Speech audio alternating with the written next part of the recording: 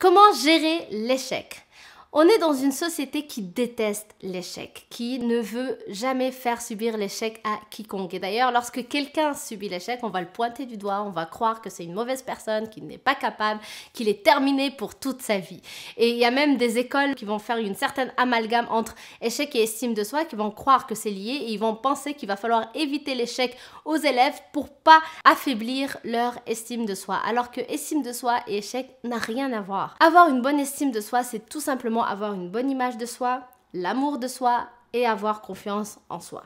Donc ça n'a rien à voir avec avoir des échecs ou ne pas en avoir. D'ailleurs, pour que tu puisses le voir, il suffit que tu penses à quelqu'un que tu admires, que tu crois que c'est quelqu'un qui a une super bonne estime de lui-même.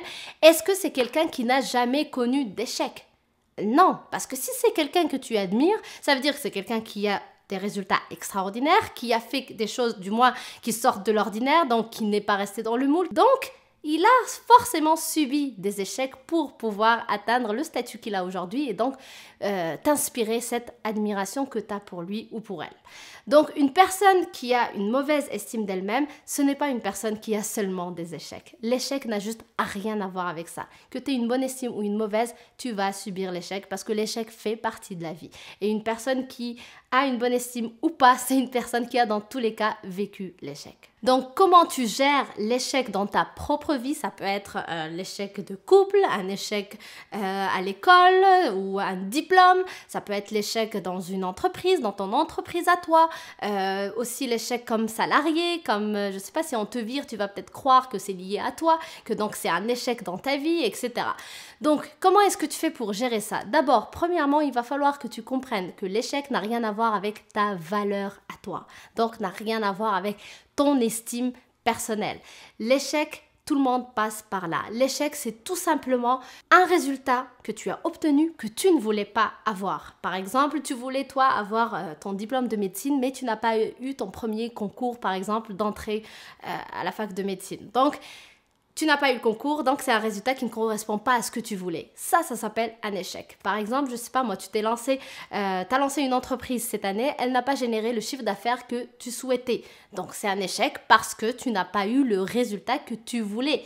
Donc ça n'a rien à voir avec ta valeur, c'est juste un résultat qui ne correspond pas à ce que je souhaite. Deuxième chose, c'est que suite à ton échec, tu vas t'asseoir et tu vas réfléchir à qu'est-ce que tu peux tirer comme apprentissage de cette expérience que tu viens de vivre.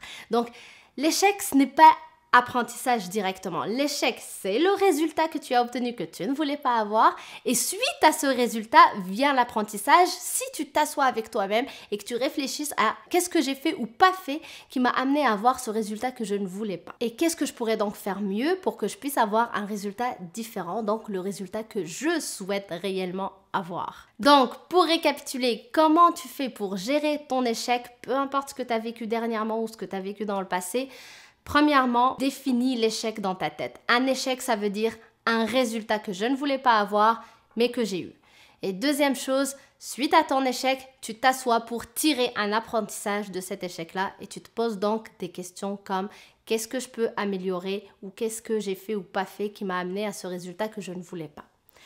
Donc j'espère que ça t'aide. Merci d'avoir regardé cette vidéo. Si elle t'a plu, n'hésite pas à liker, à partager et surtout, n'oublie pas de t'abonner à la chaîne juste ici en cliquant sur le bouton. Comme ça, tu ne vas rater aucune autre vidéo. Je t'embrasse très fort et je te dis à demain. Bye!